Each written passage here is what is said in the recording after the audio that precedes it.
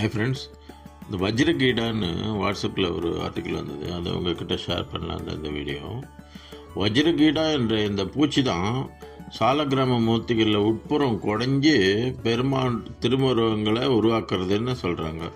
சாலிக்கிராமங்கள் என்பது இந்து சமய கடவுள்களின் திருத்துவத்தில் பாதுகாவலர் விஷ்ணுவின் சின்னமான பிரதிநிதித்துவங்கள் ஆகும்.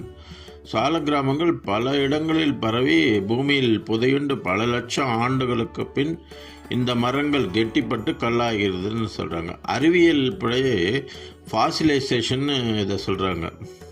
கல்லாகும் சமயம் வஜ்ரகீடம் என்கிற இந்த பூச்சி இந்த சிறிய கற்களில் தொலையிட்டு நத்தை கூடு மாதிரி குடைகிறது. குடையும் வடிவத்திற்கு ஏற்ற மாதிரி துவாரங்கள் மற்றும் அதன் கோடுகளை கொண்டு உருவாக்குறது. இந்த அம்மோனைட் படிம கற்கள் இமயமலையிலிருந்து நேபாளம் வழியாக பாயும் கண்டகி நதியின் ஆற்றுப்படுகையில் கிடைக்கின்றன. இந்த இருண்ட நிற கோலக்கற்கள் ஆதிகால சக்தியின் களஞ்சியமாக பொக்கிஷமாக போற்றப்பட்டு பல கோவில்களிலும் இந்துக்களின் குடும்பங்களிலும் மரியாதையுடன் வழிபடப்படுகின்றன.